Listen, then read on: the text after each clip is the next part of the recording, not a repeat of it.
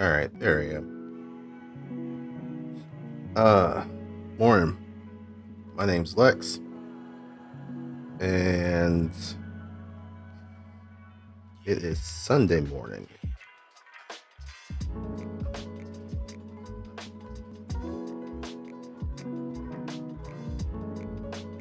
Even though it's been a couple of weeks, it still feels a bit weird not waking up for Curse of Strahd. I both miss and don't miss that campaign. The horrors. But no, it was a fun group and a fun game, and I do miss those guys. But on to new things, which is the purpose of today's stream. Sorry, I'm also in the middle of breakfast, so if there's like weird pauses, I'm just eating, drinking milk and stuff. So, new thing. Not in the mornings, because we'll be doing Pathfinder Wrath of the Righteous after I'm done with this. But I wanted to get my character sheet ready for tonight, which is going to be the first session of Triumph of the Tusk, which is a orc-centric campaign for Pathfinder, and that's going to be run by Red Kobold Gaming. That's going to be at like I think 8 o'clock p.m. tonight. So I have the basics of what my character is. I just need to kind of push it over to the Foundry server. But also,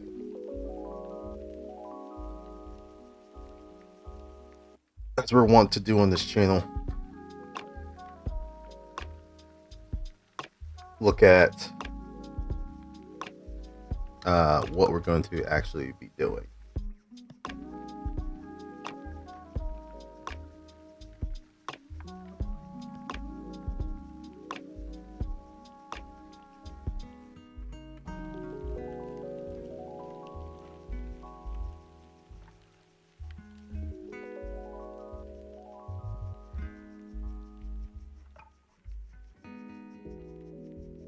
Okay.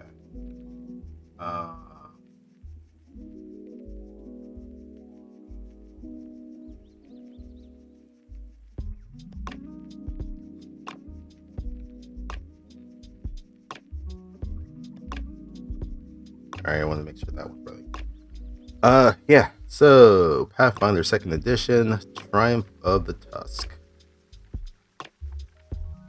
I'm not gonna read through the whole player guide, but like at least go through some of the parts to kind of lead up to the character that I thought of. So how to use this guide. Welcome to the Triumph of the Tusk adventure path. Triumph of the Tusk is a 3-part adventure that explores the beginnings of a new chapter in Orc history, with the PC starting at level 3.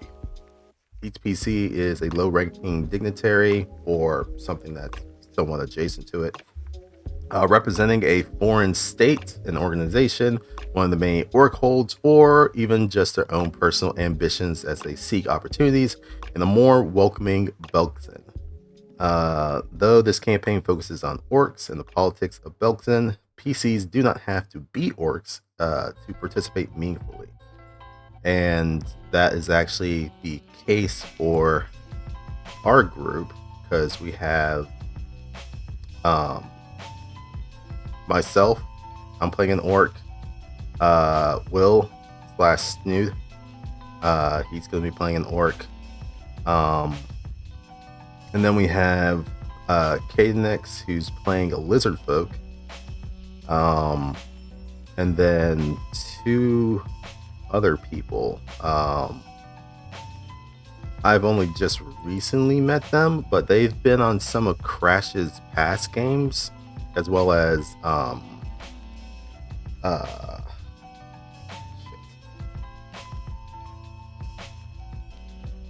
God, I'm blanking on names this morning.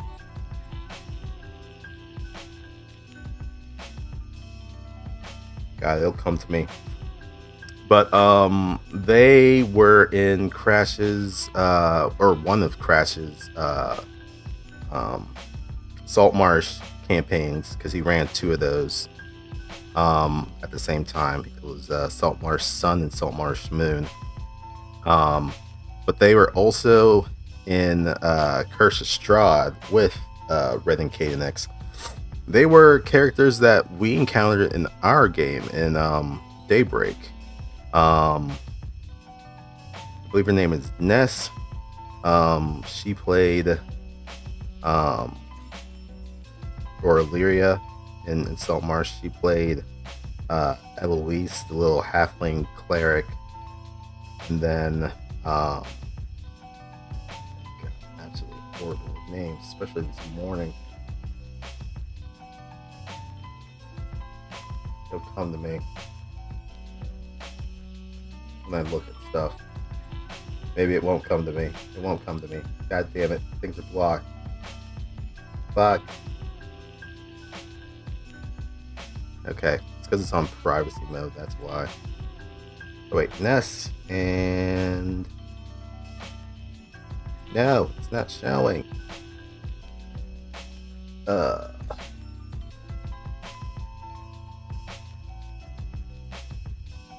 But they played together. He was playing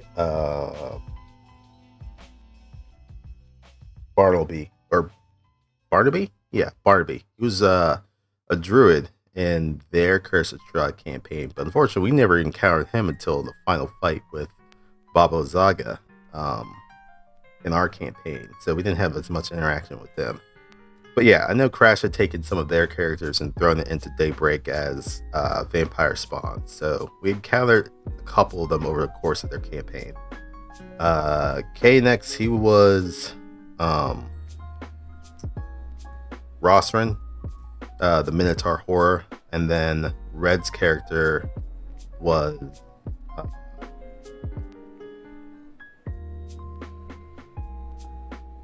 Roderick the Red, the werewolf that we encountered a couple of times.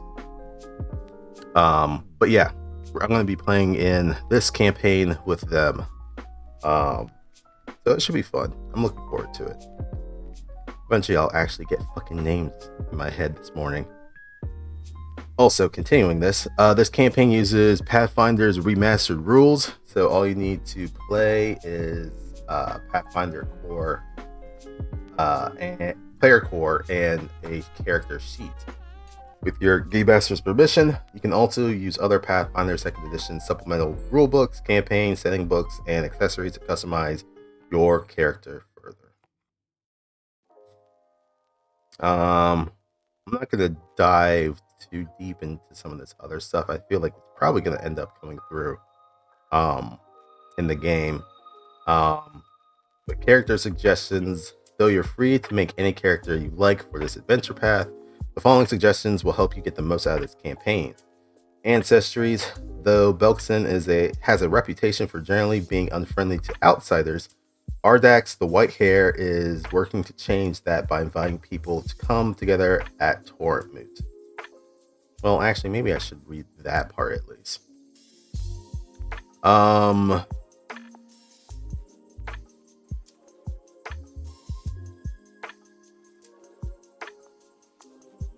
Long story short, the current leader of the Orc holds of Belkson is an orc by the name of Ardax with the white hair, who leads the Empty Hand hold, and he's trying to unite all the other holds, just so there's solidarity between all of the orc heritages.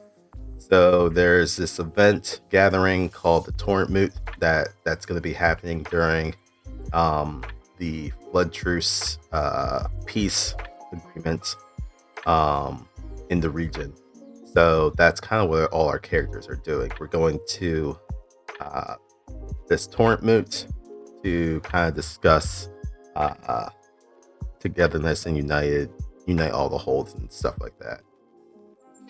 So any common ancestry is likely to be present at the moot, and most uncommon ancestries can be justified since this meeting includes many outsiders and visitors to Belkson. The only ancestries that should not be present are any undead ancestries, as Ardax is wary of Tar-Bafon's attempts to rule the land once more. Tar-Bafon, by this adventure, is like a lich who had previously taken the orcs under his control. He was defeated. There was a kind of a revolution that the orcs had. They fought back against him and they kind of reclaimed their freedom from him.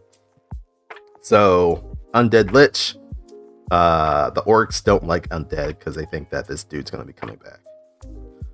This adventure path is a great opportunity to play monstrous races who have similarly suffered from poor perception and unsavory reputations, whether they're deserved or not, and who may have a keen interest in joining hands with the orcs to change such perceptions. Expanded details on some appropriate ancestries are below.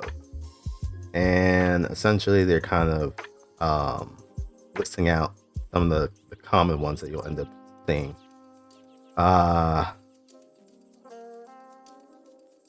Romar.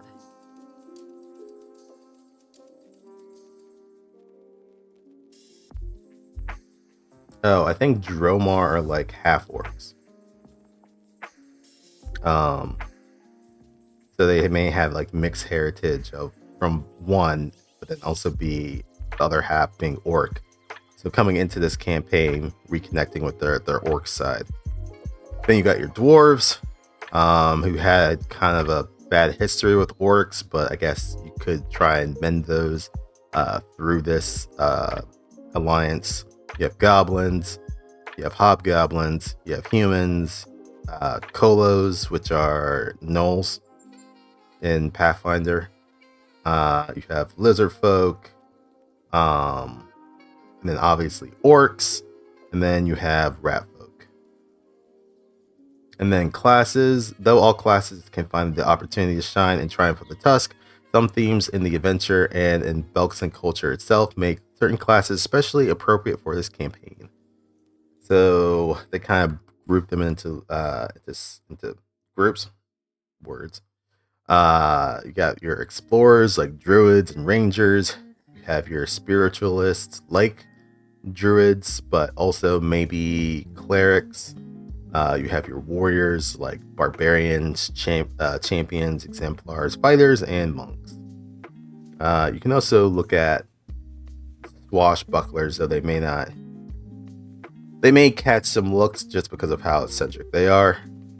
Languages, you kind of have your common language, Teldane, but then also pretty obviously for this campaign, you got Orcish. That's gonna probably be the one that's used the most, but then there's also a couple of other ones that may be in the surrounding regions that could be useful, like Jotun or Giants, Draconic for some of the maybe lizard-like people, maybe even neck roll. Even though undead are not looked upon nicely, there may be some intelligent undead that we have to talk with, so who knows. And then Fate. So I guess there was this Pathfinder event like last year called War of the Immortal or something like that. And a lot of this kind of coincided a little bit with Paizo's not so much rebranding, but like kind of refocusing of Pathfinder away from the whole OGL situation.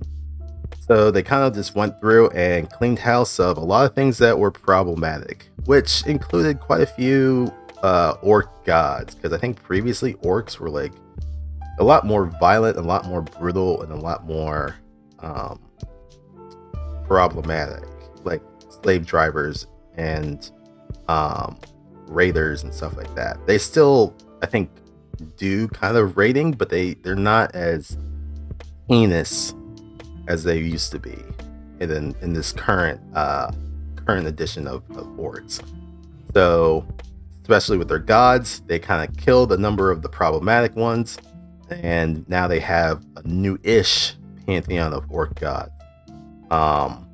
So we can choose our faith to kind of be a part of that.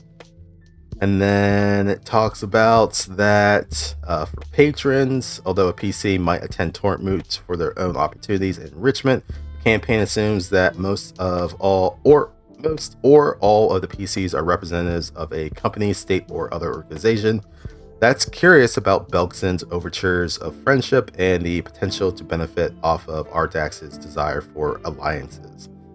The following is a non-exhaustive list of viable patrons and their possible objectives. So you could have been part of an academic organization, wanting to learn more about the region, to explore it and understand its cultures.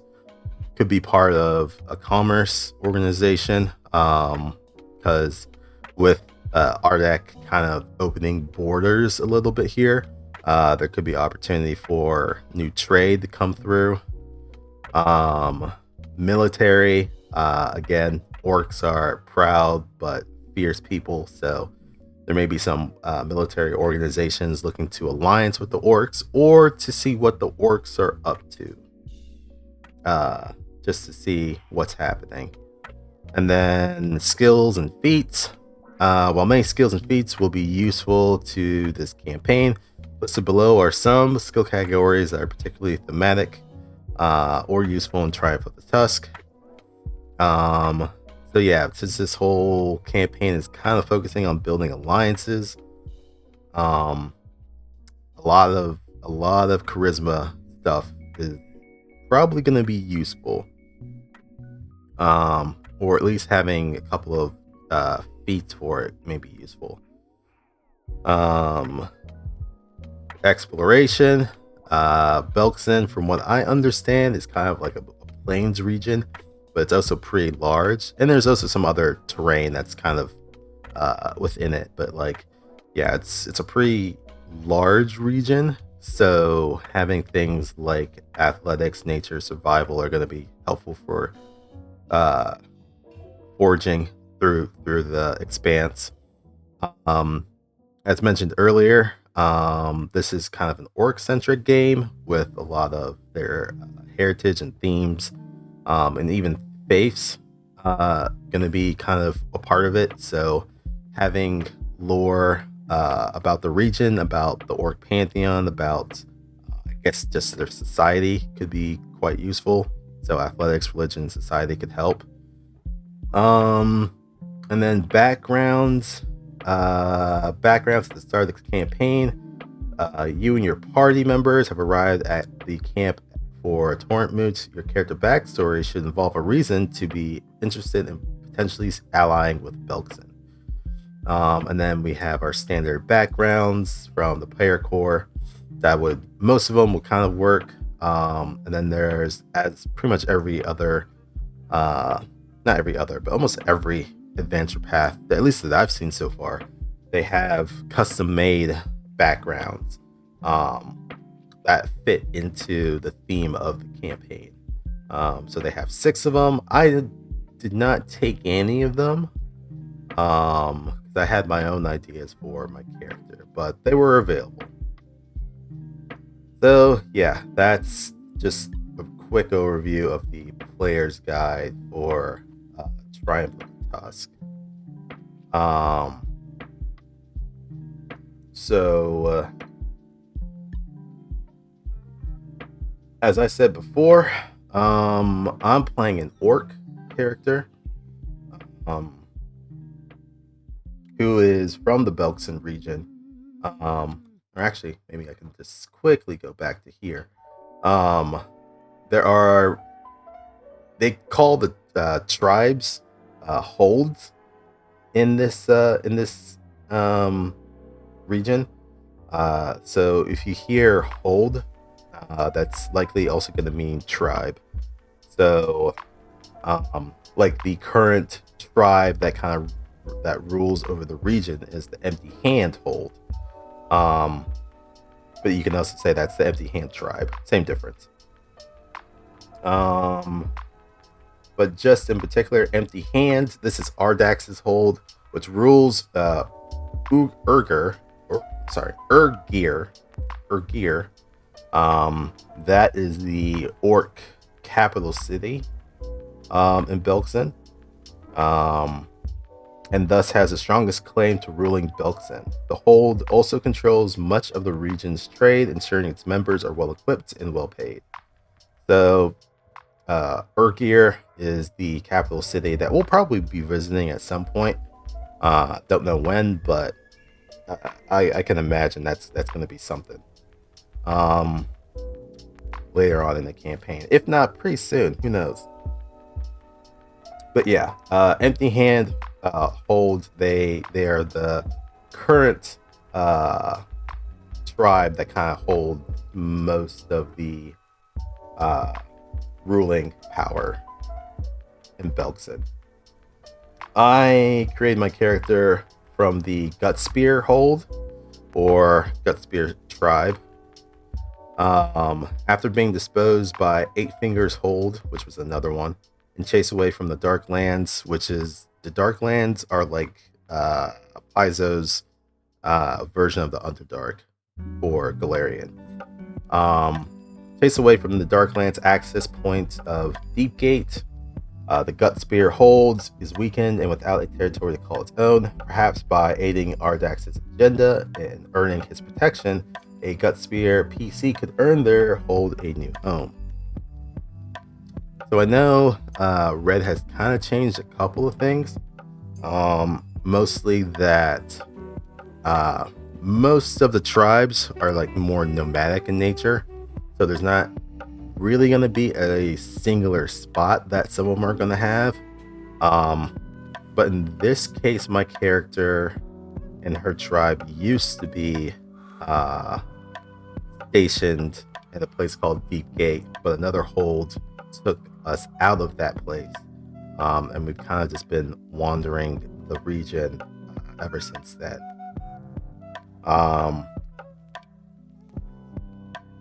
We're all going to be starting at level 3.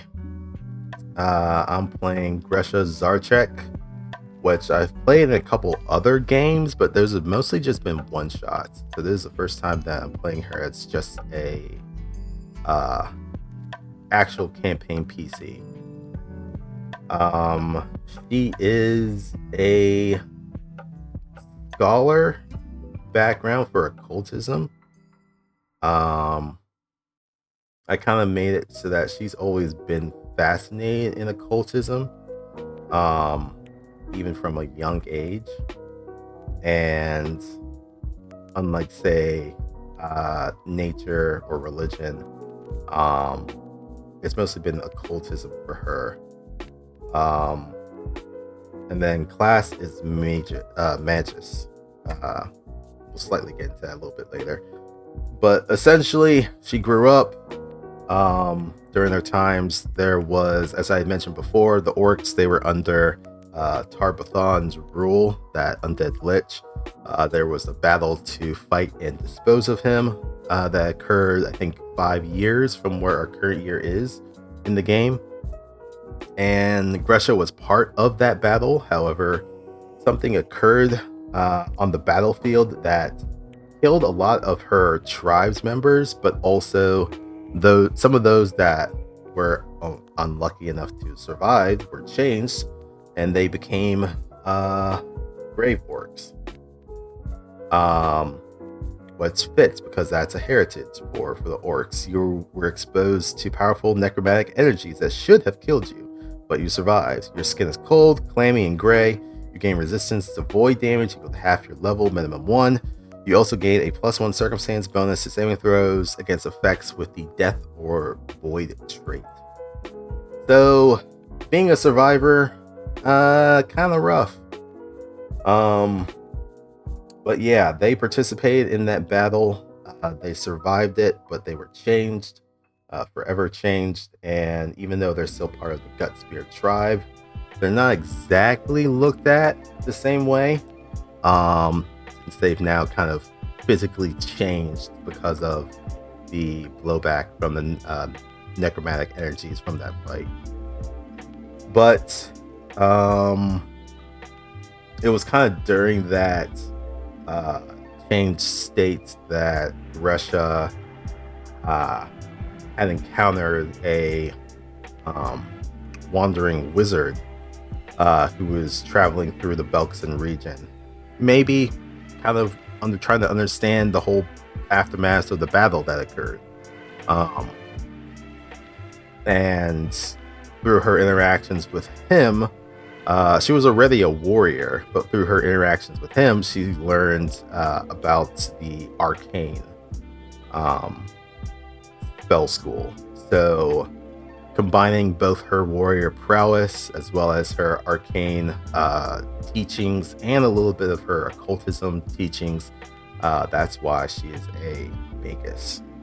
Not one of the recommended classes, but still appropriate for this campaign, or at least the way that I'm trying to kind of build her, still appropriate for this campaign, because I think they would be more focusing on like some of the natural side of the world as opposed to like say the arcane portions, but there's still a place for it.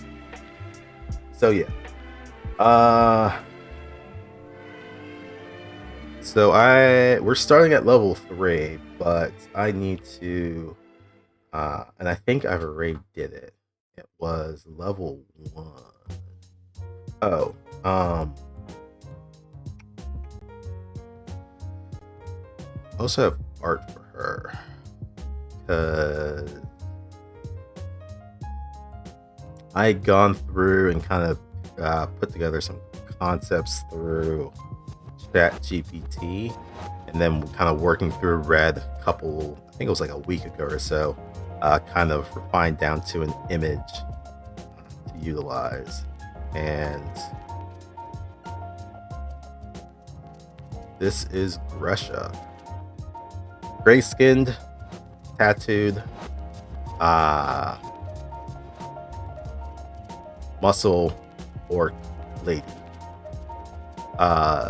The grave necromantic energies from that battle changed her so that she has this gray skin, so that her eyes are now just kind of glowing pools of light.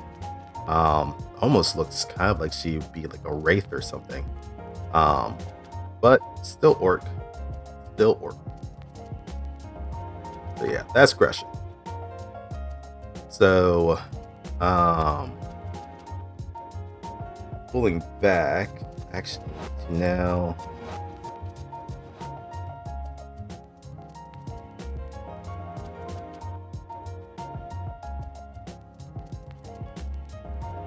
the game, we have Triumph of the Tusk.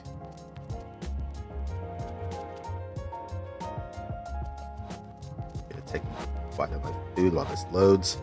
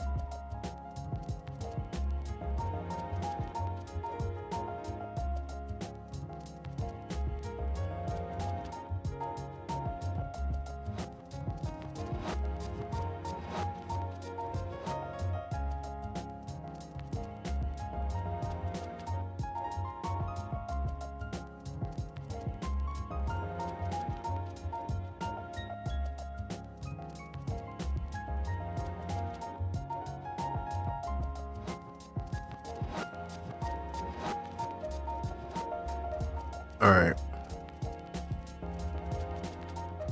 Did okay. I was wondering if everything loaded or not, but I guess it was hidden. All right. So we have our lovely PCs who will be playing tonight in this campaign. We have Saul, Roxanne, Dale, Fresh, Gresha.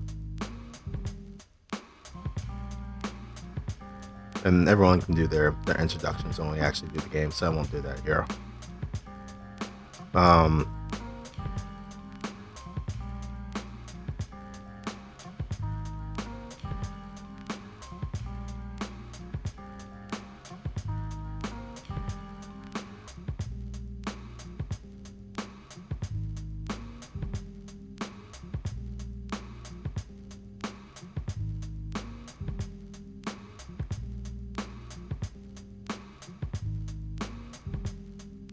Actually, hold on a second. On the instrumental version. Actually, like Slum Village. Can I do a song? Yeah, let's do a song radio with this.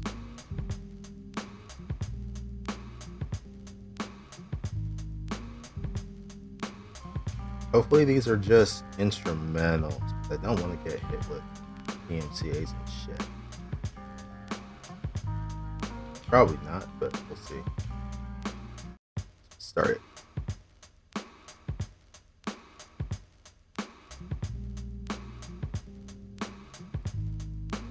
Alright.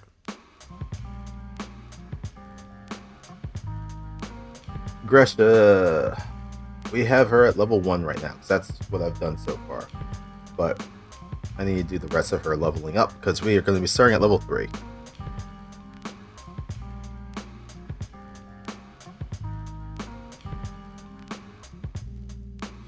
Actually, I'm pretty sure I already did my settings. And that was last year.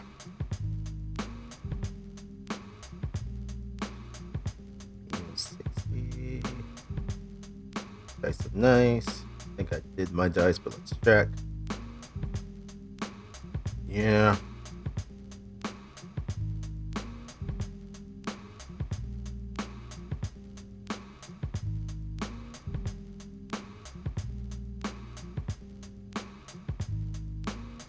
Actually, you know what? That's fine. I kind of like that.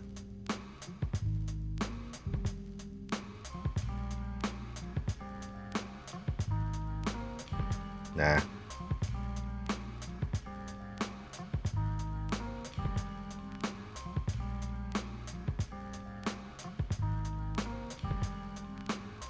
think it's like a red.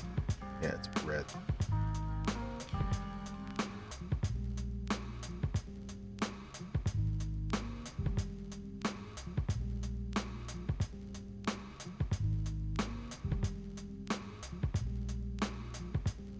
Okay, now we're gonna go back to the ice cold. Oh, it changed everything. It's no longer blue. Oh, hold on. It is blue. What the fuck?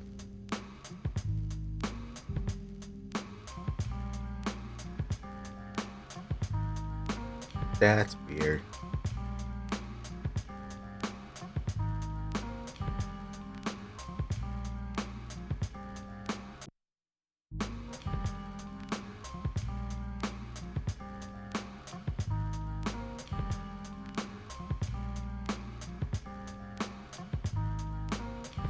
Yeah, that changes it to red. Fan, not a fan, not a fan. Not a fan. Don't want that.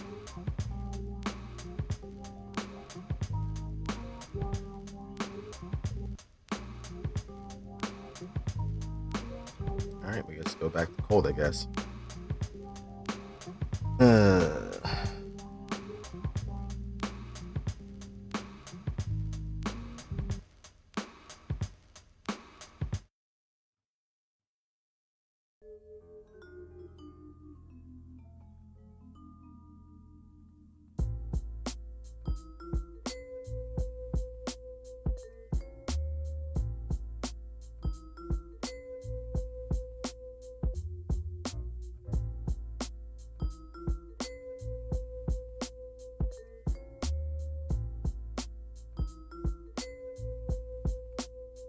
that kind of defaults.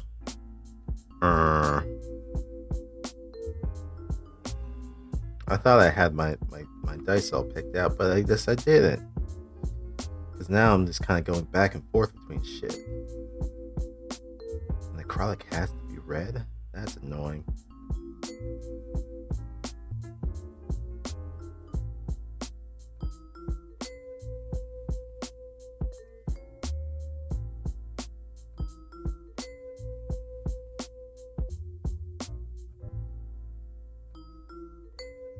Alright, whatever. I'll stick with this. Alright, elevation ruler. I think this is use token ruler. Alright. UI. I think I changed. Yep. Colorized. UX.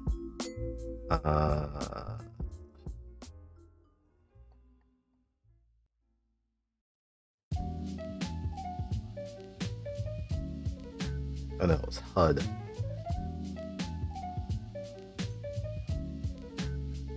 Yep, we add shortcuts to number 6.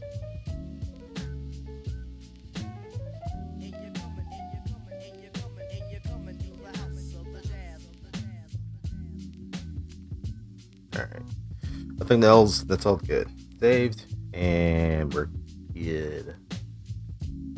Alright, so Gresha.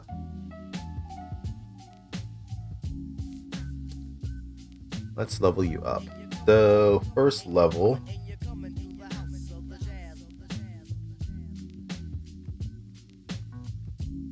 your abilities, ancestry boost, background boost, and class boost.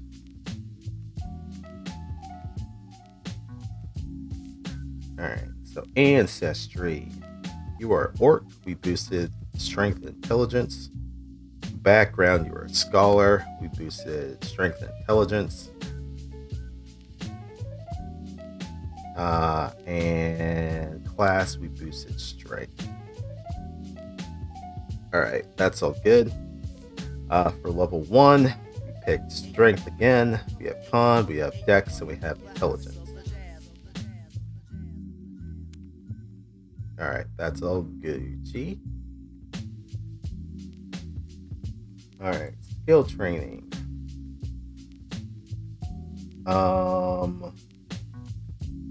Well, because of Scholar, we automatically got because we're Scholar, for occultism, we automatically got occultism, and we have assurance in occultism.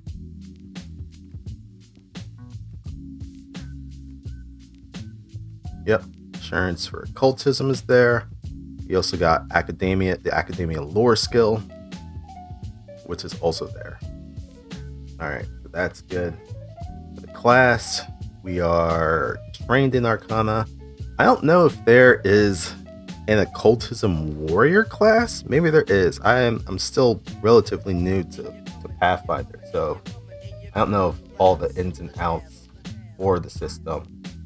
I was kind of curious if there was an occultism based warrior, but I mean, if not, I don't see it being too much of a problem of mixing and matching stuff to kind of get to that way.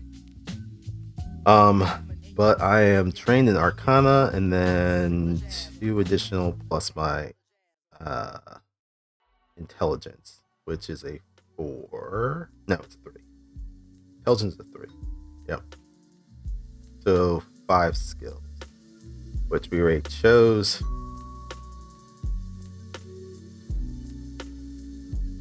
We automatically got Arcana. We picked up athletics and crafting. Yep. We picked up Lore Belkson region. Yep. We already had academia. We already had occultism. And we picked up society and survival. Oh, I have a minus in stealth. Oh, I think it's because of my armor. That's why. I think I may have to increase what armor am I wearing? Chainmail.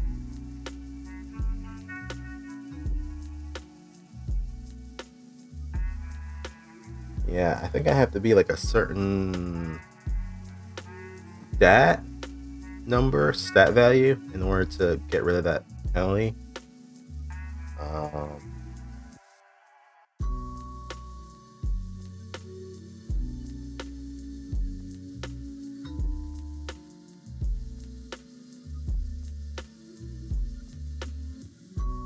Actually, I don't know. I think it just gives me that. Oh, I guess unless I have 3 larger strength, I'm gonna have a speed penalty. But I don't, so we're good. But to our deck stuff, we have a penalty, which sucks, but it is what it is. All right. Russia is a grave orc. So that's been taken care of. Background: scholar occultism, class magus, ethnicity. That's how that is. Okay, so ethnicity is Gutspear. I had mentioned she's, despite what she looks like, she's somewhat young. I think the battle for that against that lich was like, I think it was like 5 years ago, if I remember correctly from what Red told me. So I kind of figured that she was like 18, 19 during that battle. And survived it, and is now 23 years of age, at least. Maybe 24, who knows.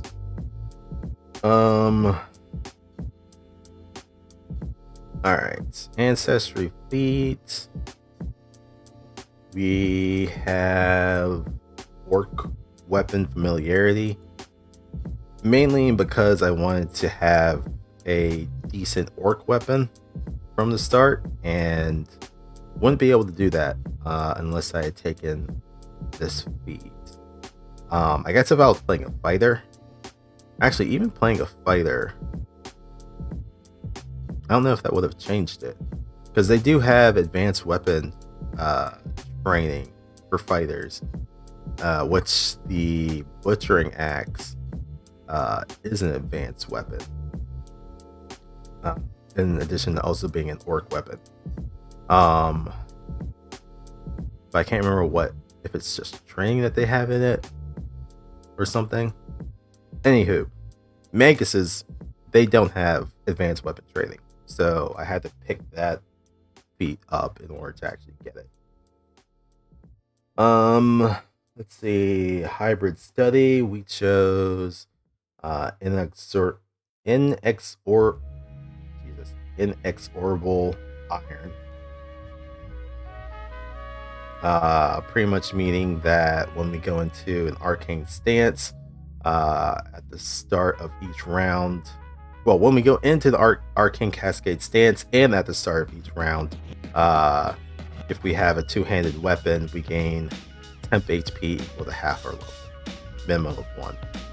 So a little bit tanky, because I'll always be having, or as long as I'm in the stance, I'll almost always be having temp HP flowing through me, keeping me a little bit longer in the fight. And then we have all the other stuff attached to Magus or Magus. Arcane Cascade, Spell Strike, Conflict Spells, Arcane Spell Casting, all those goodies. So I think at the end of the day, 19 HP, 18 AC, +4, +1, +1, +3, and then double zeros. Yep. +6 to fortitude, 4 to reflex, 5 to will. So 6, 4, 5. Yep. Our initiative isn't particularly great. It's only a +3, which is kind of sad. I'm gonna have to make sure I'm doing exploration activities that that allow me to use something else, because perception is not gonna be my friend for quite some time, if ever. All right, level 2. I think we can now actually. Oh, right.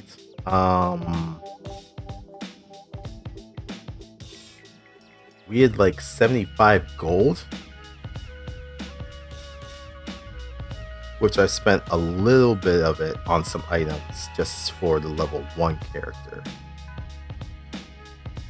Like getting my spell book, getting my butchering axe, and I think that was really just it. And then some of the other stuff I'm gonna need.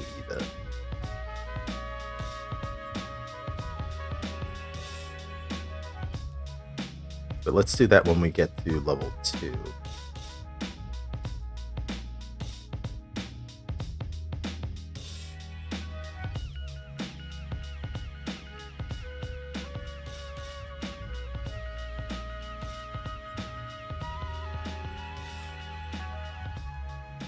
All right, class feat. We're gonna be picking up Force Fang.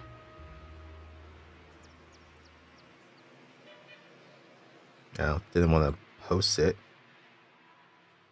You can turn your attack into an unerring blur of force. You learn the Force Fang conflict spell. Increase the number of focus points in your focus pool by 1.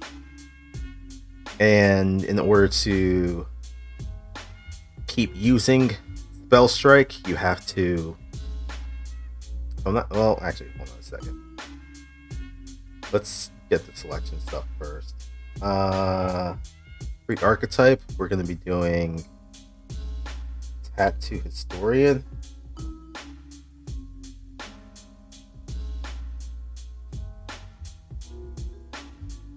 Which gives us training in both diplomacy gives us diplomacy or performance training. If we're already trained in both, we become trained in a skill of our choice. And then we also gain access to all uncommon magical tattoos with the Orc trait. And then we also gain a storied skin, which is an item. Or another level 2 tattoo if we already have a storied skin. We cannot have more than one, but the frequency of its living history ability increases by 1 use per minute for every 3 tattooed historian feats you have. For every 2 tattooed historian feats you have, you can invest 1 magical tattoo that does not count against your maximum number of items you can have vested at a time. So essentially, what I had kind of figured was that while Gresha's mom was alive, the aforementioned battle against the Lich and his undead, both her parents were part of that fight. Unfortunately, the mom passed in that fight due to what had happened.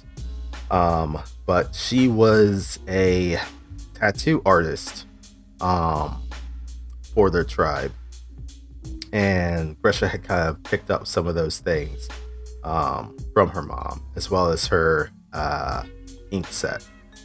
So that's why I'm kind of going with the tattooed historian dedication here. And then skill feats, we had picked Arcane Sense. So it's not the greatest. Your study of magic allows you to instinctively sense its presence. You can cast a first rank detect magic as an arcane innate spell. If you're a master in Arcana, the spell is heightened to 3rd rank. If you're legendary, it's heightened to 4th rank. I mean, if our campaign was going high enough for that, definitely would be legendary in Arcana. I think we're only going to be high enough to where I could be master in Arcana. But yeah, that would at least, if I'm doing detect magic, as a exploration activity that would allow me to use Arcana for my initiative instead of my very shit perception. So, yeah, that's at least good.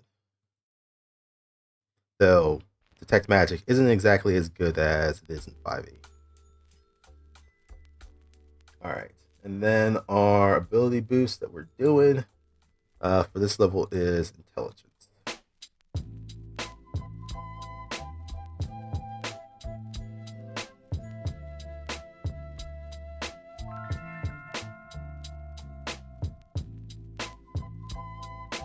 Alright, so we have those feats. We have a new language added to us, which...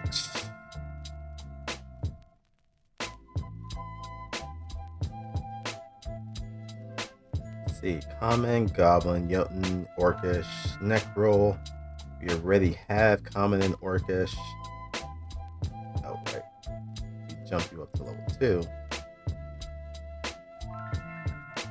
Now we can have 4. Okay.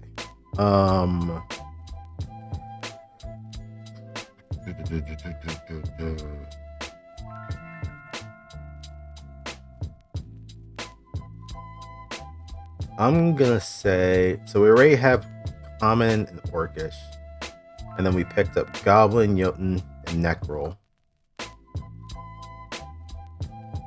I'm gonna say Dwarven, because there is a little bit of history there between orcs. Just a little bit. Just a little bit of history there between Orcish and dwarves, or orcs and dwarves. So I feel like that makes some sense to at least know the language of your frenemy? Question mark? Who knows?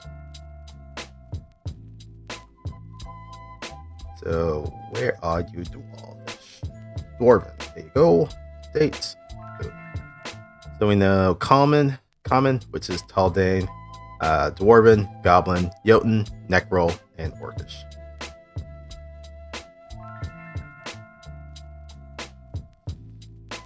We also have a new spell.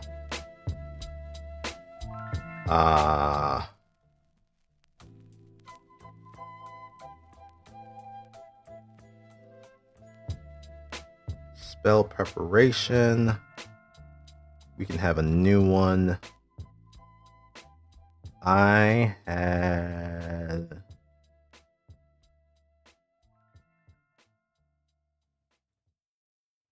do I not have? Because we can add one spell for each time we have a spell rank. Oh wait, no, I didn't mean to do that. Sorry, I wanted to search. Or let me actually make sure that's correct. Every arcane, yeah.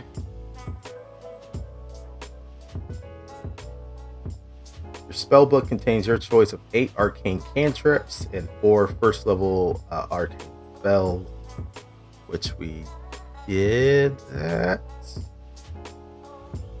Or maybe I overdid it.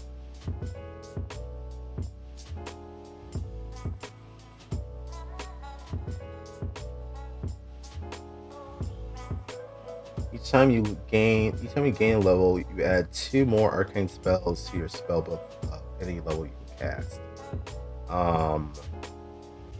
But starting off, it was 4 cantrips it was 8 cantrips and 4 first level. Okay, so I actually had more than I was intending. So then, what did I actually pick? That would be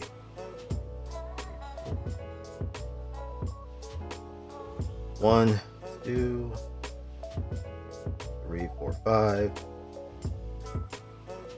6. Okay, so at this level, it definitely would be 6.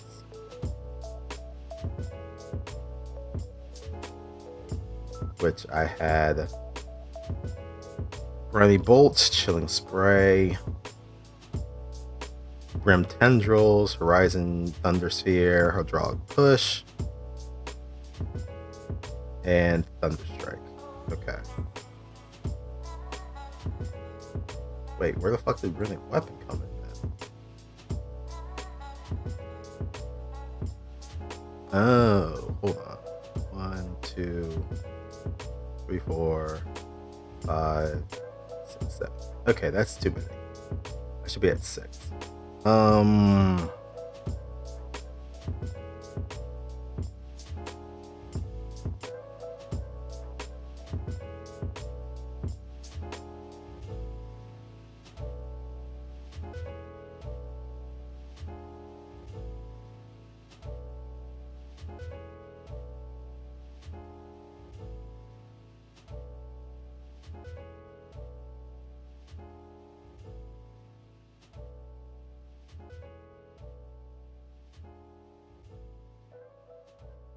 I don't know. I kind of like most of these spells.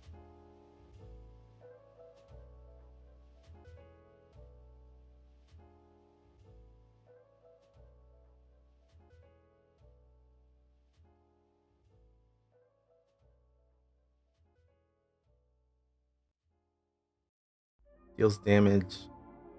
Could also blind or dazzle them. Chilling spray, that reduces speeds. From tendrils, that does persistent bleed damage and void damage.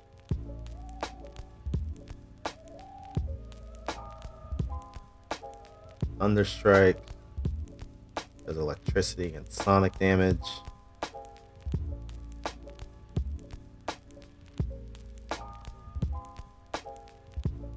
Can also make them clumsy too. Hydraulic push does damage and knocks back. Horizon Thunder Sphere.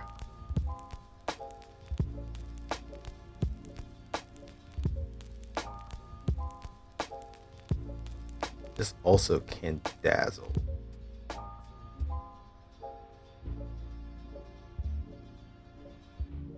But this also has a multiple casting thing that you could do.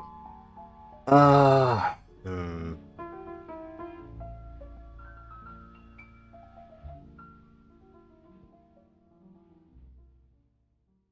don't know.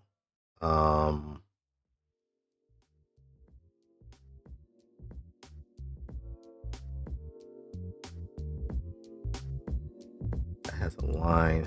That has a cone. That's a single target.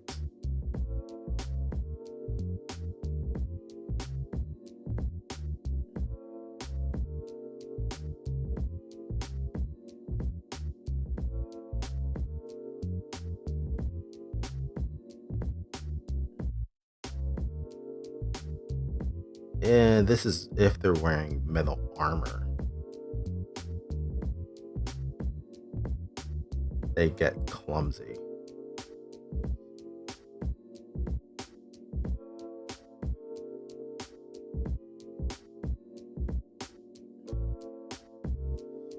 I may take away the Thunderstrike. Alright, so 1, 2, 3. Oh.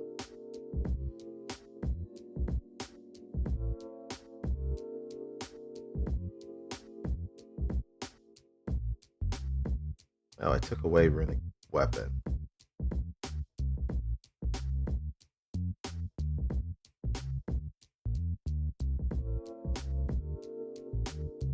Alright, so 1, 2, 3, 4, 5, 6. At this level, we should have 6 spells that we can prepare. We started with 4 at level 1. Alright, so I got rid of Thunderstrike.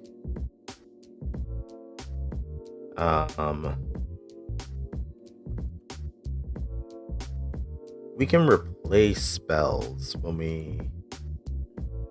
Pretty sure. I can also use the Arcana skill to add spells to my spell book.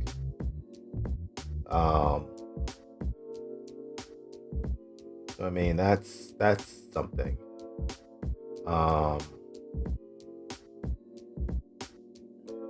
So I could I could, if we end up finding scrolls, I could end up copying them over to my spell book.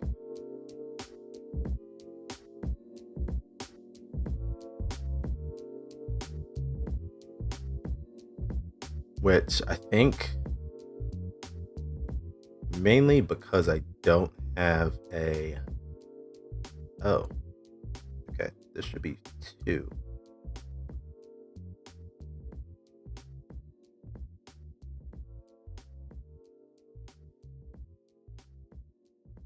I have, and because I'm a prepared caster, I have to, I believe if I understand that version of spell casting, I have to prepare, if I want to cast a spell multiple times, I have to prepare it multiple times. Unlike a what are they called? It's not impromptu caster, it's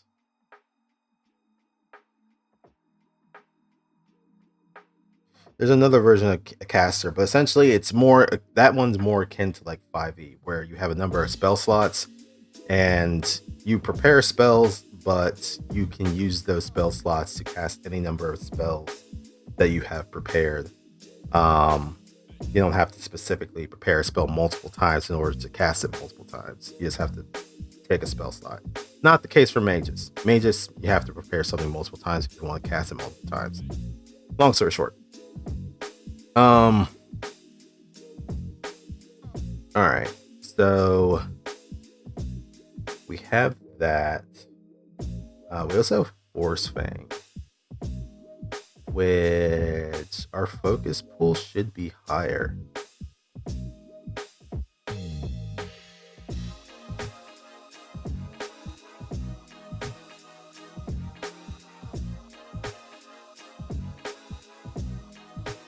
It didn't automatically increase my spell pool.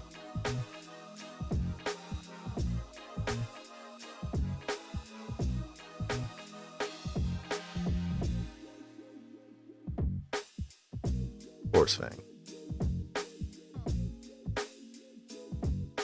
Alright. So we have 2 first rank spells that we can do. Still the 5 cantrips. Did I change out what cantrips I was looking at? Gouging, Phase Bolt, Shield, Void Warp. Okay, that looks the same. Force Fang, Thunder Strike. Alright, cool.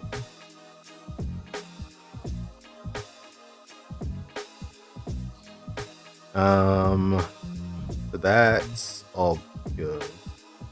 Well, actually no, I shouldn't have closed that because we're going to be adding more spells on 3rd level. Arcane Sense is an innate spell for us. Spellcast entry, innate.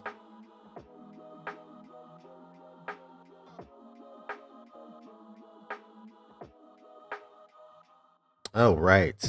Innate spells are charisma based. Kind of annoying. Oh well.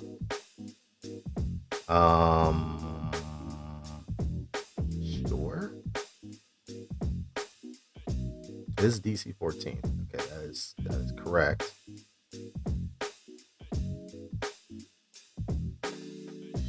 No, we'll keep it. Nope, didn't want to do that. Cantrip. Detect magic.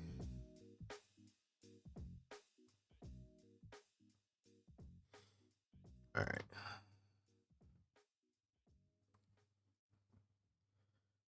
Focus spell, Thunderous Strike, Force Fang, no rituals. Alright, that should be it for the spellcasting stuff for now.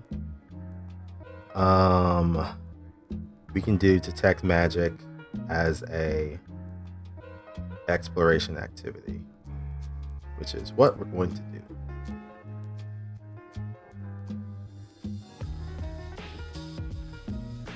Alright, I think that it... Oh, Tattoo Historian.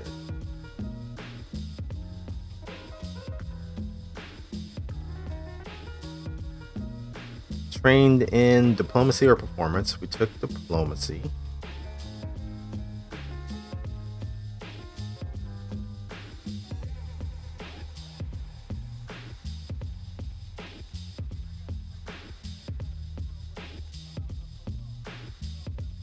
Let's just pop this out. All right. We have access to magical tattoos with the orc trait. That's not going to particularly come into play right now. We have story. Oh, it already gave us our storied skin. Nice. We're going to invest in it.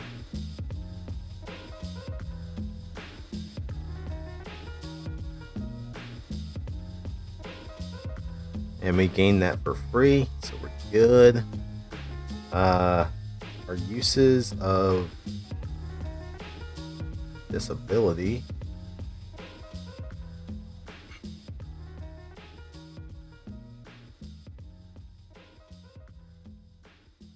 When you receive the tattoo, choose a lore skill. I guess we can just also have this popped up here. That'll work.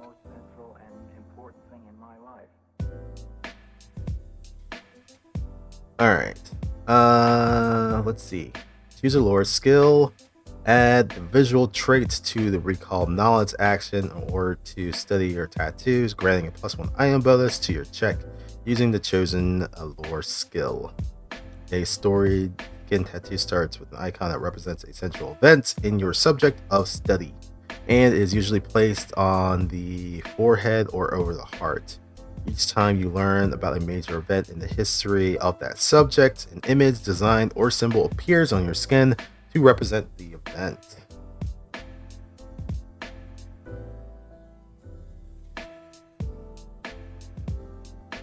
Hey T-Pain, good morning. Hopefully everything's good with you. Completely forgot about this.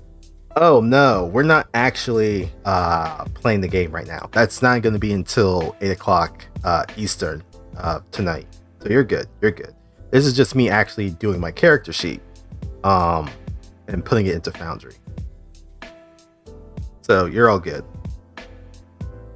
We're running, unfortunately, along the same time as Kingmaker, Crash's Kingmaker game. So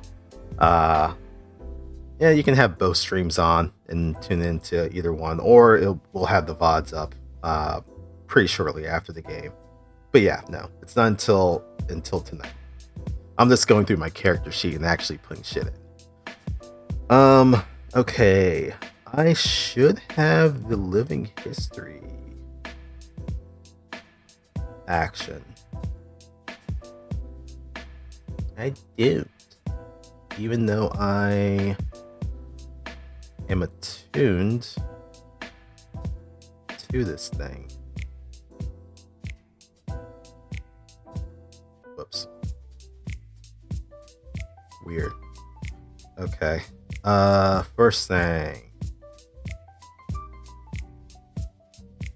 Oh, I don't think I can straight up change this.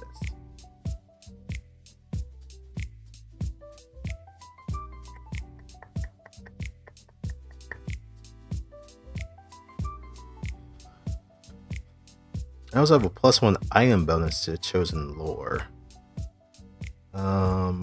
That will just make me roll it.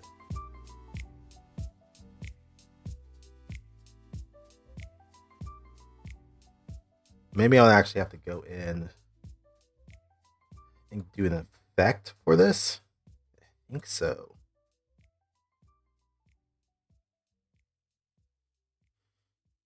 Oh, I don't know if that's possible. Hold on a second. Oh, I can't do it from here because I popped it out. Where's the one that I actually have? Storage skin. This is the one that's actually in my inventory. Well, even still, I don't think I can add anything to this.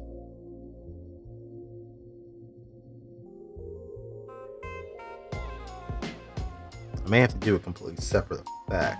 If I'm reading this correctly, it says that I should have a +1 item bonus to my check using that lore skill.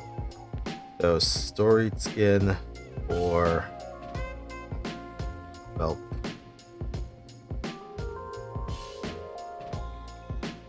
Belkson.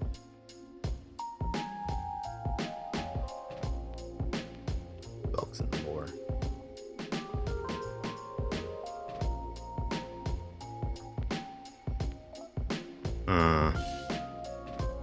May have to ask Red about that when we get into the game. But that's what my storied skin is going to be about. It's about the region and the stuff that's happened in the region. So I should have a +1. So this really should be a +9. That's lore skill, but whatever. And then the other thing is that with this storied skin, we have the living history action, which can do 1 per minute. The tattoos design animates for 1 round, truly portraying some scene associated with the chosen lore skin.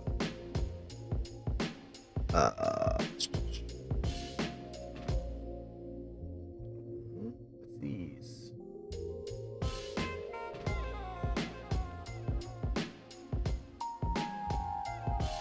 Okay. It's not showing. Let's see.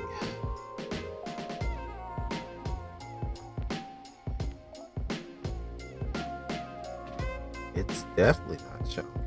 Okay. Well, I'm gonna have to create it then.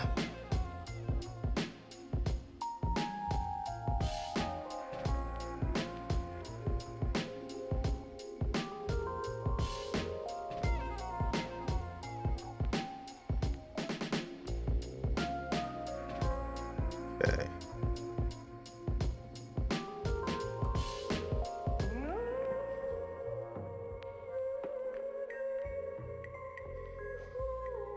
Create action.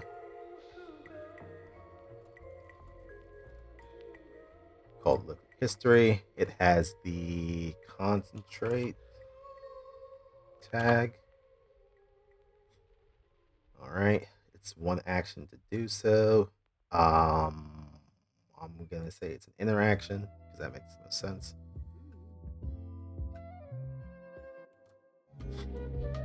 All right.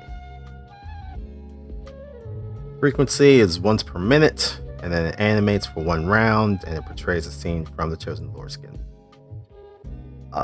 Action, 1 action, frequency,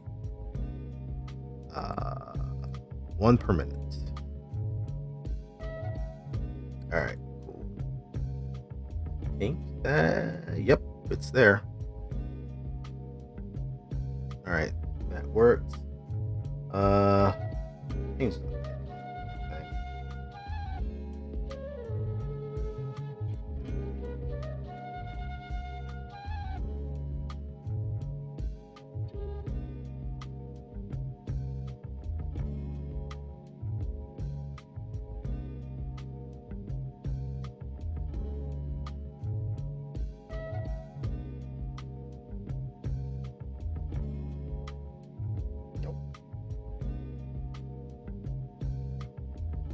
Identified item. Nope. Equipment.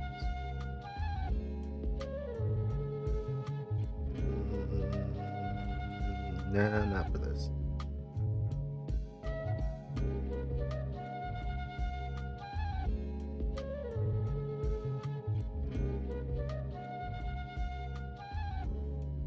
Maybe? Nope. I mean, I feel like it would be under equipment. But there's not anything for like books.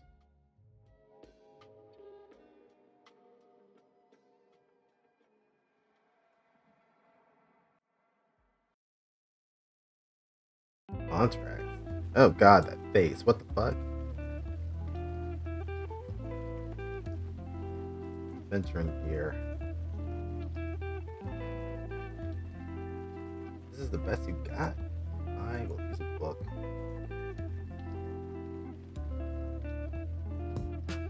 Well, God, I feel like I could do better than that. What? Fuck it. We're gonna stick with the book. Living history. Well, actually, yeah, whatever. Alright. Yeah, so I'm gonna have to ask Red about this thing. That should be giving me a boost to my lore. Which actually...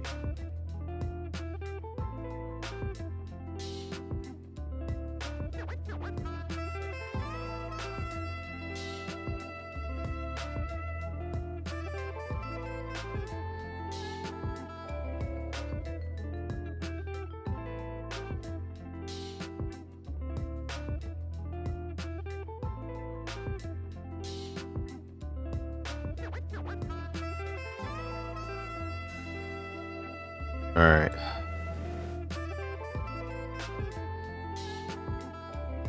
So that's what my story skin tattoo is for. It's for my belts and lore. That should be getting a boost, but it's not currently. So I'm gonna have to ask him about that. And then let's see. The frequency of its living history ability, because of this dedication, increases by 1 use per minute for every 3 tattooed historian feats you have. Alright, so for right now, it's only just going to be once per minute. I do kind of plan on her having additional ones, but that will be for a little bit later. I think the maximum amount I would be able to get is 3. But that's if I was to get to like level 20, which this campaign does not. I think we're going to be ending at like level 12 or something like that. So at best, I think I may get 2 uses out of this, but that's fine. All right, that's Tattooed Historian. And our storied skin is there. We have our training in diplomacy now. Oh, skill training. Diplomacy, yes. And then because I boosted my intelligence for this level 2 level up, I am trained in intimidation, as Orc is wont to do. Alright, so now we have... You know, it probably would just be easier if I just slightly move this over to the side.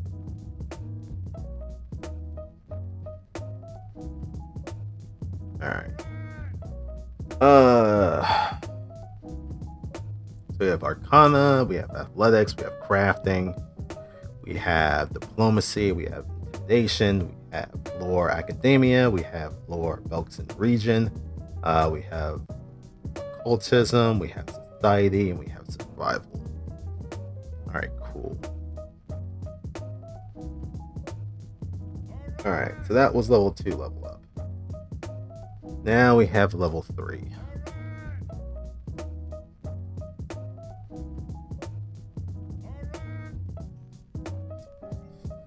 Alright, general feat. So, as I had kind of mentioned beforehand, Gresha's mother was the tribe tattoo artist who unfortunately passed away. So Gresha has kind of picked up some of those duties for her tribe. So I am going to be picking up the tattoo artist skill feats, but that will be at level 4. So she kind of just has some basic stuff at the moment. In particular, I am picking up the general feat for what's it called. It should be a level 3 feat, if I'm not mistaken. Ancestral Paragon. Yep. This allows me to get another first level ancestry feat. Our skill increase is going to be for Arcana, because that's our main skill for mages or Magus. And our boost is going to be in Con. Get a little bit more beefy on this girl.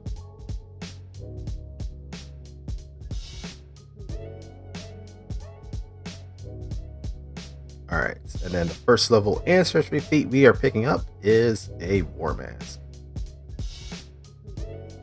which you paint your face to create a War Mask, an invested magic item with magical bulk, with an item level equal to your level and a usage of Worn Mask. It has the divination traits and a magical tradition traits depending on its type. Removing or donning your War Mask requires 1 minute of work, though you don't need to invest the mask each time. The War Mask is unique to you and might signify your hold, your accomplishments, or your faith. While creating your mask, you must choose a source of your War Mask power from the options below. This source determines the mask's associated skill as well as magical tradition. Once you select the source, it can't be changed. You become trained in the associated skill and you gain the dubious knowledge skill feat as a bonus feat. You can spend 1 hour performing a ceremony that costs 50 gold to attune yourself more deeply with your War Mask. If you do, you gain a +1 item bonus to the associated skill whenever you wear the War Mask. And the choices they have are the gods, which is for religion and the divine tradition, the land, which is for nature and the primal tradition, magic, which is for arcana and the arcane tradition, and the unknown, which is occultism and the occult tradition. So we're picking War Mask. And we are picking the unknown because, as I kind of said before, Gresha was always fascinated with the occult, even at a young age. And this kind of goes a little bit deeper into it, while also kind of tapping into the tattoo artist path that I kind of have for her with the tattooed historian dedication and the eventual pickup of tattoo artists at level 4, the skill. All right, so with the War Mask, it's worn as a mask. We are investing in it. Investing in it costs 50 gold, so I'm gonna deduct that. Boom, that drops me down. All right. We have our War Mask for the unknown, which should boost our occultism. Yep, it did.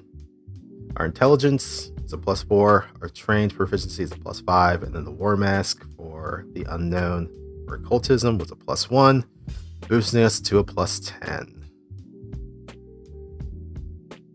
Which would actually fall in line with this stuff as well.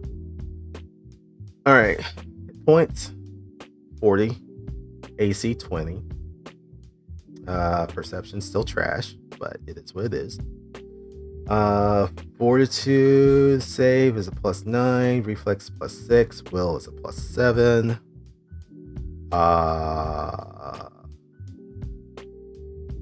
Grave Orc resistance, isn't it like half our level?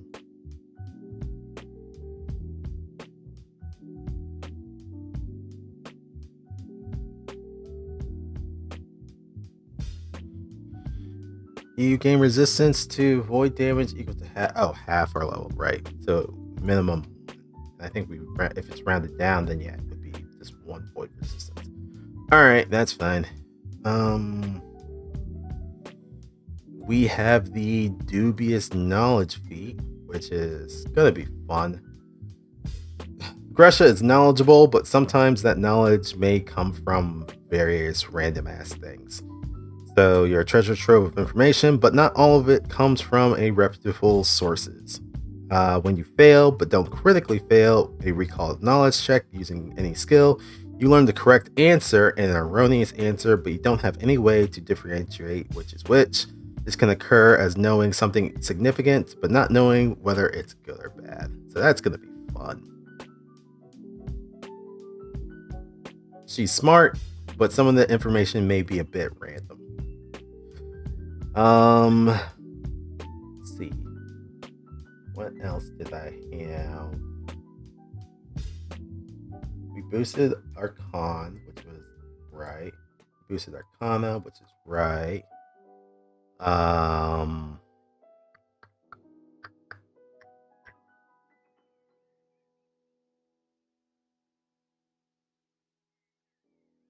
this needs to have a +1 added to it.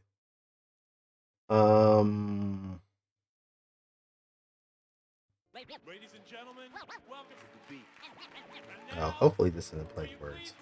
Recording artists, the Jazz Liberators. No, it's not. Okay, good.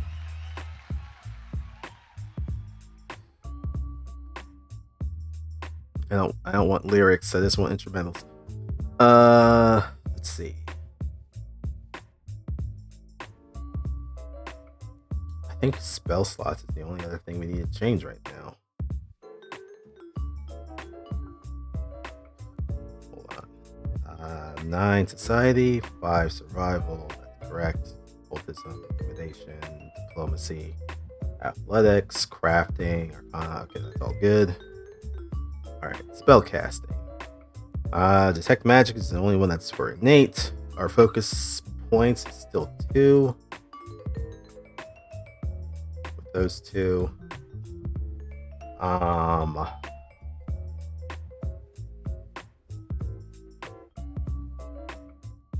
I had picked Dispel Magic. We can add 2 spells. So actually, I had 2. Acid Grip. I don't even remember picking that one. Alright, I guess I did. Oh, it's because I can reposition people. That's why. They take acid damage and then persistent acid damage if they fail a save, and then depending on the thing, I could move them in a direction of my choice. That's why I took that. Though I don't know if I'm going to keep that though. We'll see. And then Dispel Magic. Attempt to counteract check against the target. If you successfully counteract a magic item, it becomes a mundane item for 10 minutes. This doesn't change the item's non-magical properties. If the target is an artifact or similar item, you automatically fail. That's fair.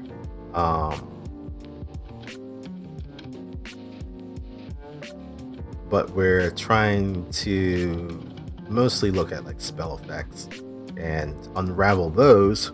We don't have to really deal with them. All right. No, it didn't show.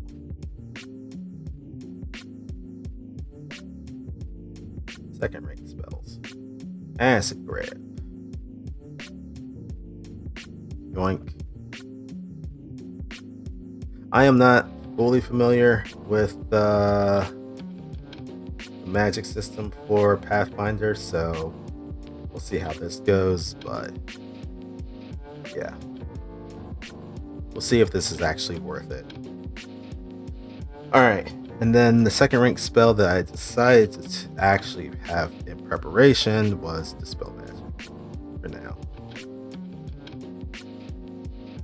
But I could prepare Acid Grip if I wanted.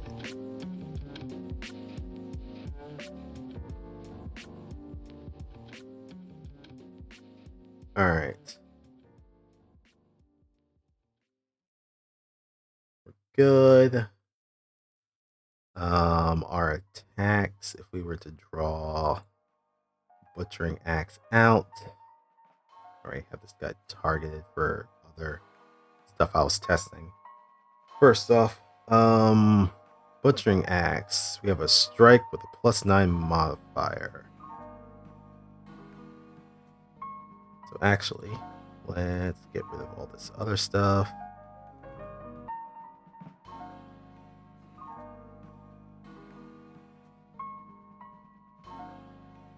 I don't know if I really need this. Oh yeah, no, we're good. Don't need this. Go away. Alright. Butchering Axe. Let's say our first strike.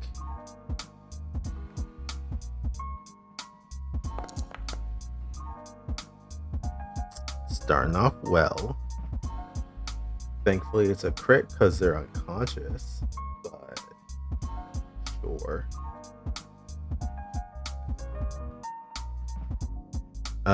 Oh, this does have the sweep tag. The This weapon makes a wide sweeping or spinning attack to make it easier to attack multiple enemies. When you attack with this weapon, you gain a +1 circumstance bonus to your attack roll if your array attempted to attack a different target this turn using this weapon. So essentially, if there's like 2 people next to me, I could swing at one person, and then if I was to swing at the other person, that would have a +1 circumstance bonus. Also, go away, bot. Fuck out of here.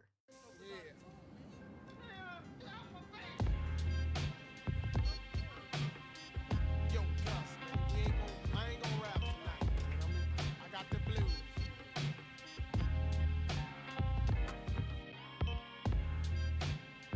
Hit him with a band hammer. Alright. Let's say this guy gets hit for 16. D12 plus 4, that's correct. 12 damage. Alright. If we were to say attack the next person that's right next to them, we do another attack.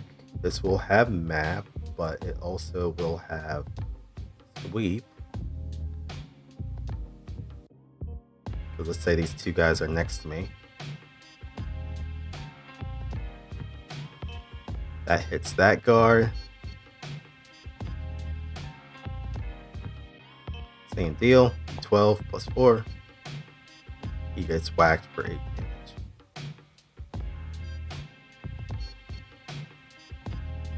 Alright, cool. Spell Strike. This is something special for the Magus.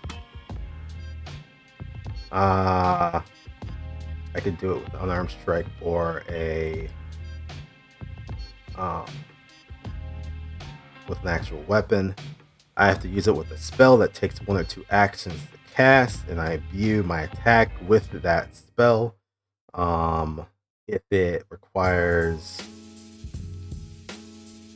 the spell strike also accounts for 2 attacks for my penalty, but I don't apply those until after spell strike is complete.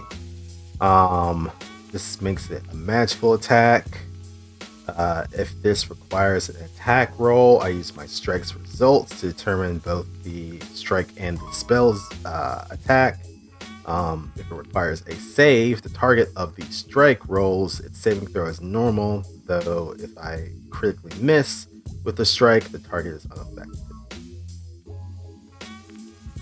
And then I can't use a spell strike again until I recharge it by using an action to do so, or I can recharge it by casting a conflict spell, which is a focus spell for me.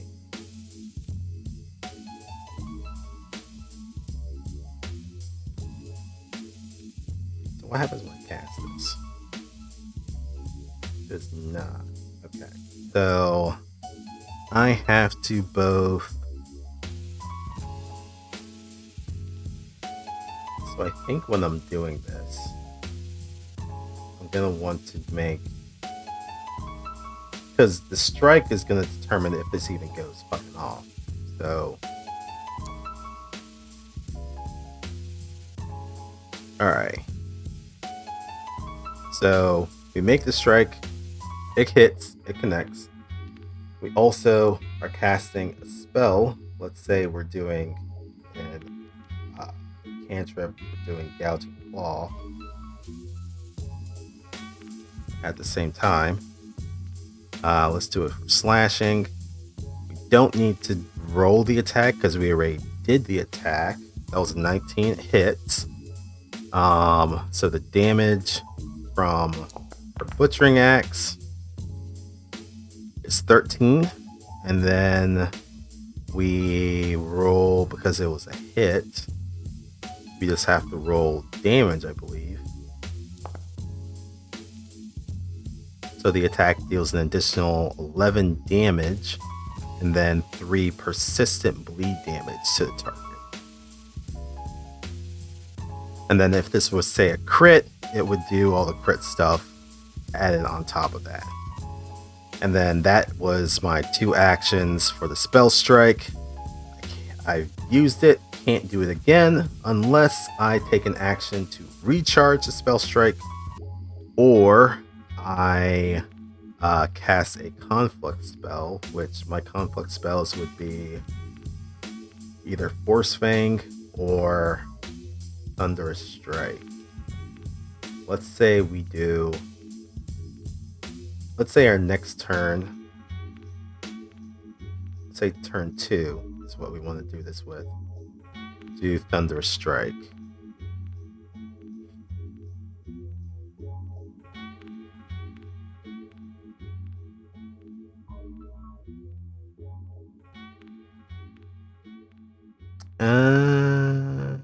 Okay. So then just casting that does not do a strike. So then we're actually going to have to roll an attack. Okay. So 15 hits the guard. We're not going to do...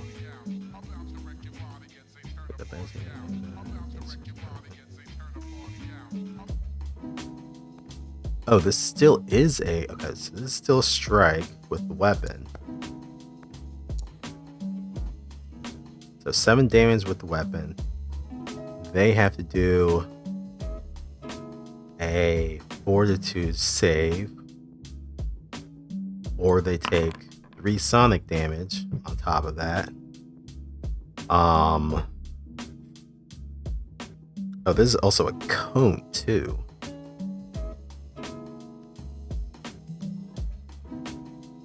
On the crit fail, they're knocked back, and because of that, because I cast a conflict spell that would recharge my spell strike.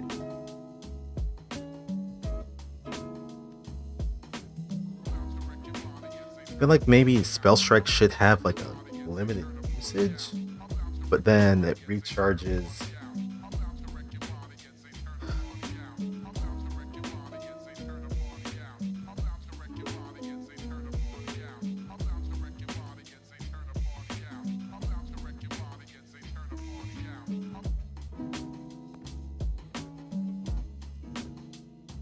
I mean, let's say it's once per round, because, well, hold on, that may not work out, because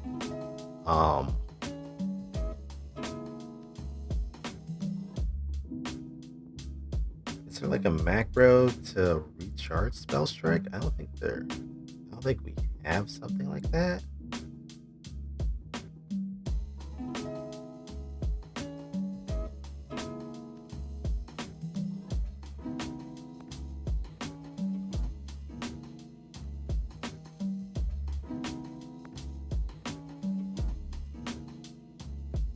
Spell strike ammunition. What the hell is that?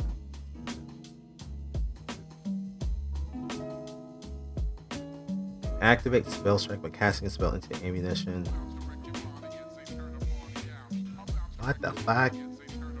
Alright, never mind. I'll look into that later.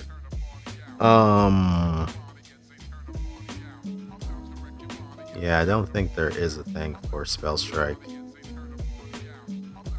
Kind of wish there was a macro to recharge it. I mean, spell strike, I mean, it's pretty, I'd say once per minute. That may be fine. Because there's a very high likelihood that I'm going to recharge it within a minute of using it. I just have to use an action to recharge, which I also kind of want to do.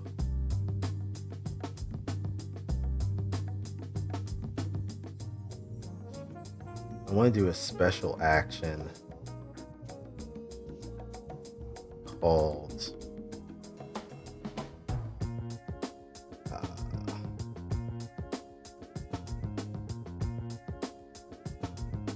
recharge spell strike.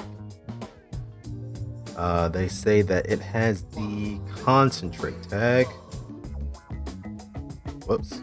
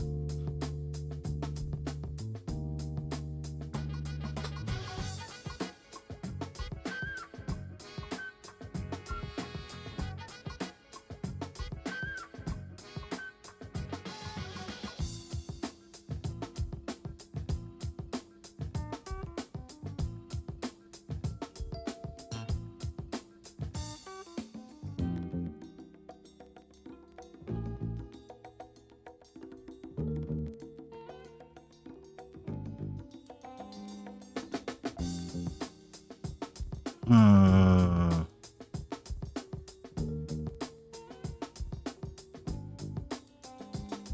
this is gonna take forever. What's this? That's anti-magic field? No.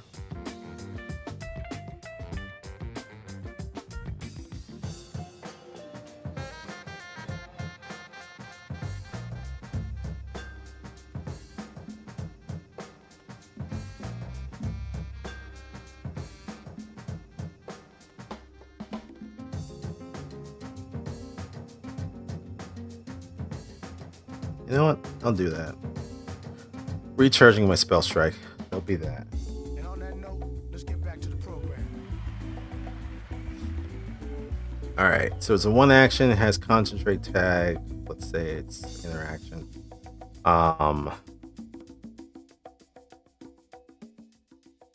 This is the single action thing. Because there's two ways I can do it. Single action to recharge, or I can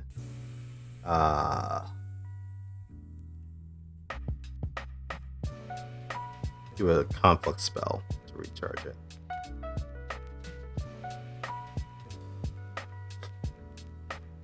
All right, and then I'll just have that post to chat saying that my spell strike, if I'm doing this one, is what recharges it. All right. Don't want to clog up the rest of this chat, though. Red's probably going to clear it anyway, but whatever. Delete. Delete. Delete. Delete. Spell strike.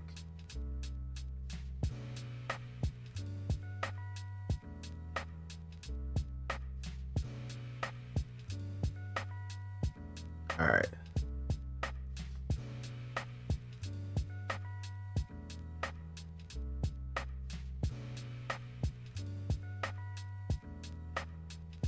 And then we have Arcane Cascade. Your most recent action this spell or this turn was to cast a spell or to make a spell strike. And then you go into a stance, allowing you to recycle some of that energy into yourself. I think, honestly, because it just says to cast a spell, though it can be a damage spell, but it doesn't have to be a damage spell. So I could honestly just cast Healed for one action, Arcane Cascade to go into the stance. That means I do have a +1 to my AC, at least for the round, in my Arcane Cascade stance, and I could use another action, Step, Stride, to do something else, at least kind of reposition myself as I get into the melee fray, and then next turn start wailing on things with Spell Strike and other spells and whatnot.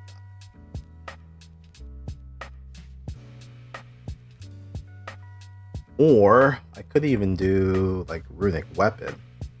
That's 2 actions, and then 1 action Arcane Cascade, and that'll trigger the stance as well. I just have to cast a spell or use a spell strike, so it doesn't have to be something that's damaging. I can just kind of get myself prepped up before starting to wail on creatures.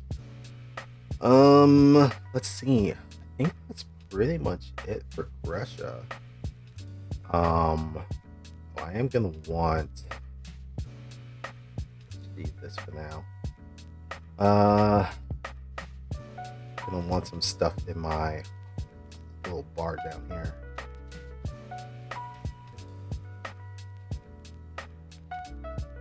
Butchering axe. I don't think I'm gonna have anything for that one. All right. Fail strike.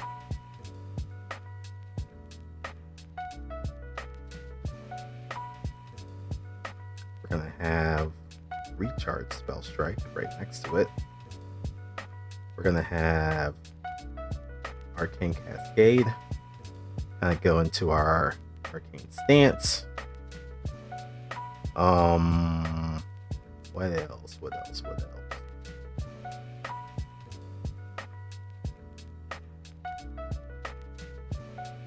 don't think there's any other items, right? No, because we have the War Mask and we have the Sword Skill. Okay.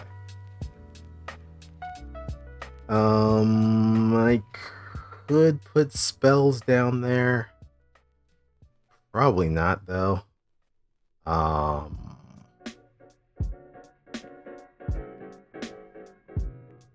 only have these actions. I think the only other thing is Living History, which these three are going to be more combat related. This one I'll probably have for Living History. Any feats? Oh, fuck this thing. Oh, maybe this will trigger once I do it. Because my Arcane Cascade has something actually special with it. Because of the subclass I have. Which actually...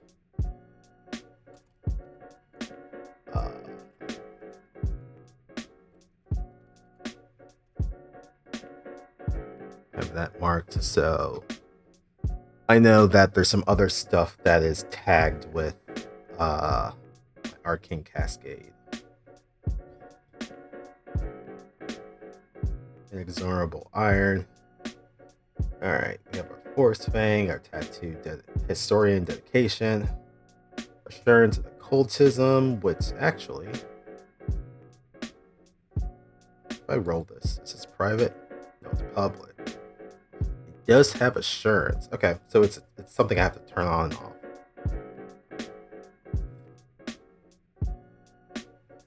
Which if I just roll normally, 24, and if I was to roll with assurance, it only just adds my proficiency, which is a 5, which means I would just get automatic 15. Okay.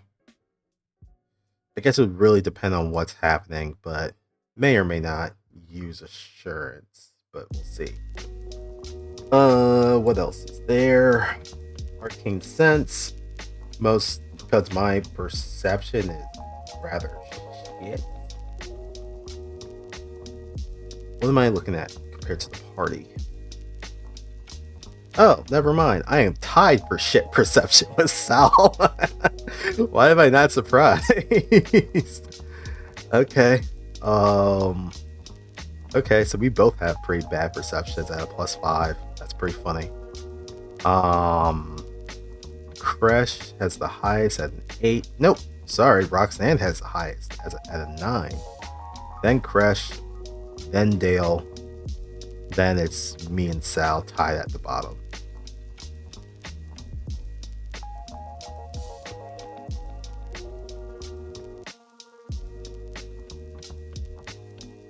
Oh, Sal has high intimidation.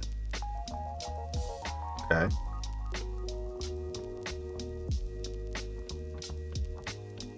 Oh, languages. Everyone speaks Common. Roxanne speaks Draconic. Interesting. I thought Kresh. Oh wait, no. Is that different? Is it? Yeah. Okay.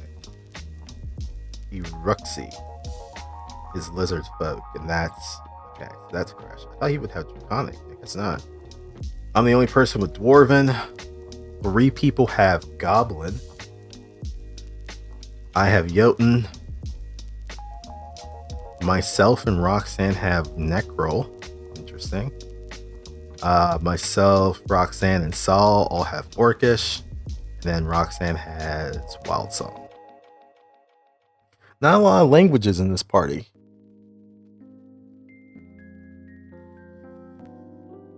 Skills. I have the worst in acrobatics, and that makes sense. I think I do pick up acrobatics, but that's like much later.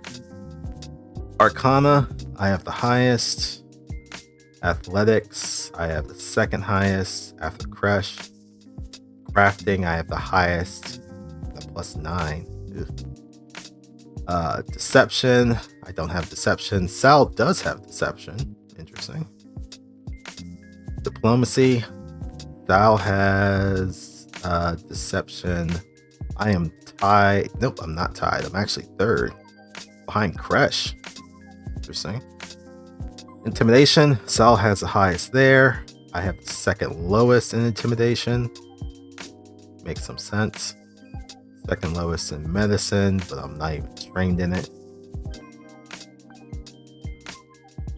Second lowest in nature, not even trained in it. Occultism, I am tied for highest, but I am only trained in occultism at the moment. Whereas Roxanne is an expert in it. I think my next skill increase would be level 5, and that's gonna, if I'm not mistaken, I think that is where I use my occultism higher. So I'll probably still be tied with Roxanne. But this is also kind of artificially inflated because I have my war mask, which is giving me a +1. Performance at the lowest, tied for the lowest. Untrained. Religion, tied for the lowest with Sal and Dale. Society, I have the highest in society. Interesting. That's only just been trained. Stealth, definitely have the lowest because my armor is giving me a -1. I can't remember if I train into stealth at some point. Yeah, oh well. Survival, second highest, tied for second highest survival with Dale. Kresh has the highest, and I'm the lowest in thievery, which makes sense. And then recall knowledge.